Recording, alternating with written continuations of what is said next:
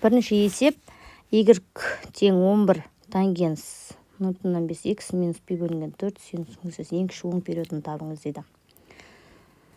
Жақсы, бірінші, яғни y тең 11 тангенс 0,5 x минус пи бөлінген 4-тің периодын тауып алайын. Яғни периоды, коэффициенті.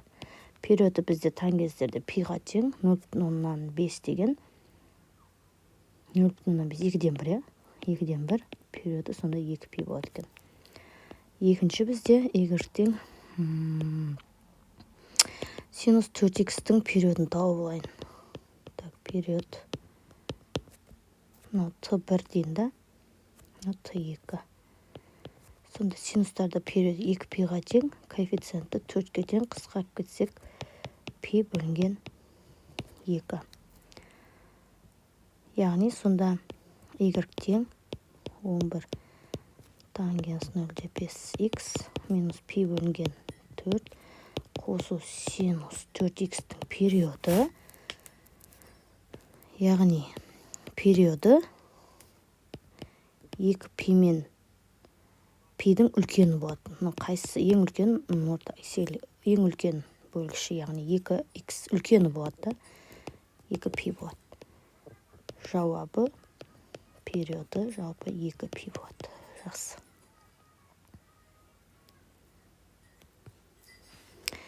Мына функцияның түрлендіру үшін y, яғни бірінші y тең синус x функциясының графин қандай түрлендірілуі қажет?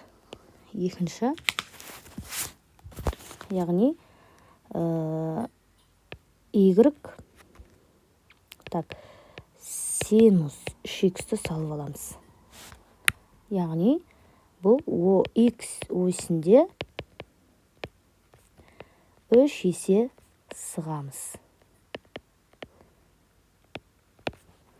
Үшінші, y тең 2 синус 3x, яғни y осінде 2 есе созамыз. Жоғары қарай созамыз. Төртінші, y тең 2 синус 3x минус пи бөлінген 4 дегенім, пи бөлінген 4 оң бірлік, то есть пи бөлінген 4 бірлік оңға жылжытамыз.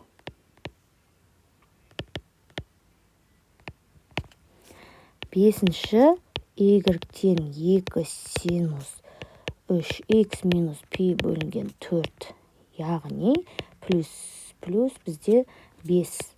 Сонда 5 бірлік жоғары жылжытамыз. Жоғары көтереміз болмаса.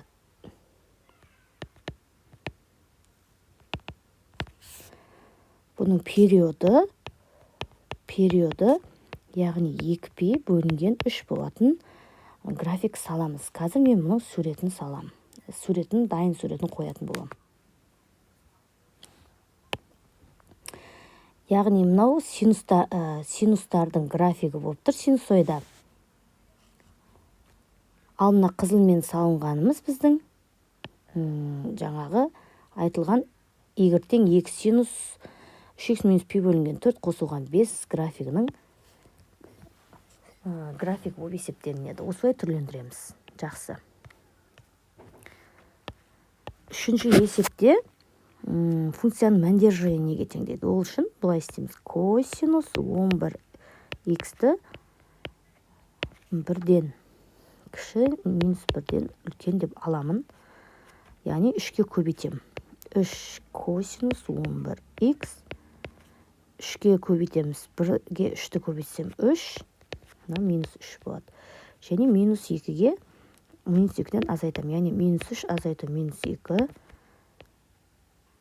3 косинус 11x минус 2. 3-тен 2-ні азайтам. Сонда мынау минус 5. 3 косинус 11x минус 2, мынау 1. сонда мәндер облысы -5-те 1 болатын аралық. Жауабы -5-те 1.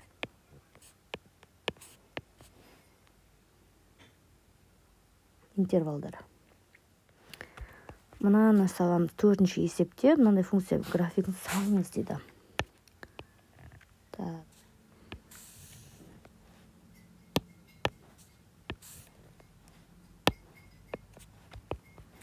X, Y. Так, мына 0. Мынау бізде пи бөлінген 2. Мынау пи. Мынау 3π бөлінген 2. Мынау 2π. Синустар бізде, мынау 1, мынау -1. Синустар бізде бұлай кетеді, не?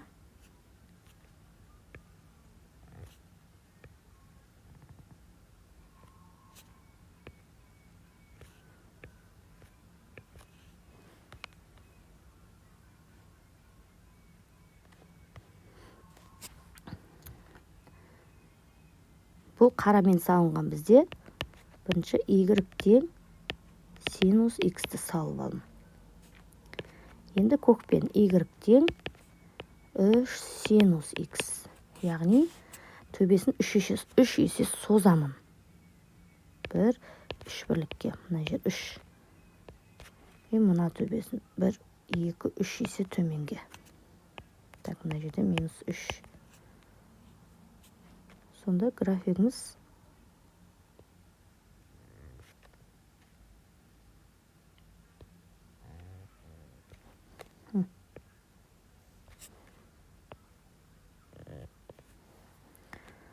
енді үшінші Y-тен 3 синус XP бөлінген 3. Яғни солға пи бөлінген 3 бірлік жылыштамыз. Солға қарай. Бізде пи бөлінген 3 примерно 60 градус болып тұр ғой. Яғни 90-нан 60-ты азайып десем,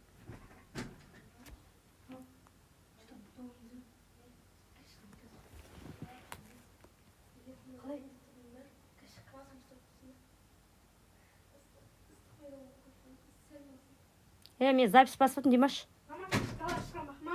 Шық.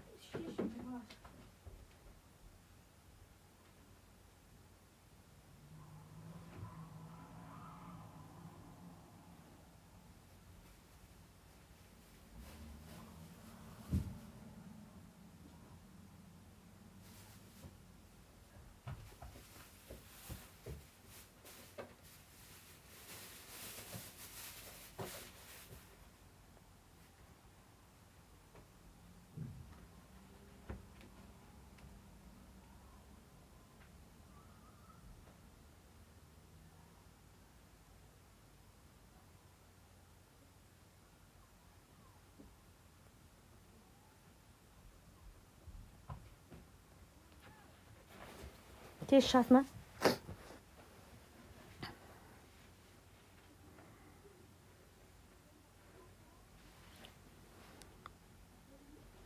Боласың ба, я?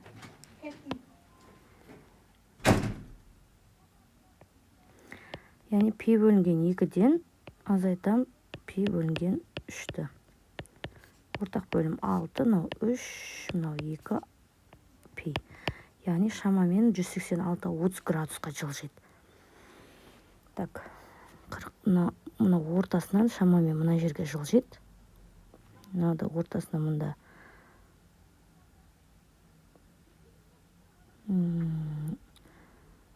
ортасынан сәл асады мына жер. Мынаудан ортасынан сәл асады. Ортасынан сәл солға қарай жылжып отырады әрқайсысы. Мына ортасынан сәл мына жақта. Мына жерден. Сонда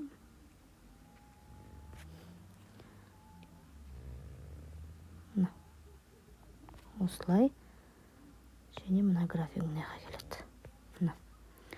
Енді бізде не жоқ, қандай сөз жоқ. Мына соңғы шешуші y тең 3 синус x қосылған пи бөлінген 3 графигім минус 1 деп отырғаным бір бірлік төмен түседі, төмен жылжытамыз. Яғни бір бірлік деп отырғам, мына жер 2 болса, мына төбе мына жерге жылжиды, мынау төбе минус 1-ге жылжиды, минус 1. Әрқайсысын минус 1 не төмен жылжытып отырамын. Мына жерге, мынау 4-ке, яғни мынағымен минус 4, және мынау мына жерге жылжиды. Сонда бізде негізгі графигім мынандай жасылмен сызған суретім болды. Соңғы саған жасылым. Осы графигім негізгі график. Яғни мына графигім y тең 3 синус x қосылған пи бөлінген 3 минус 1 графигі есептелінеді. Жақсы, сау болыңыз.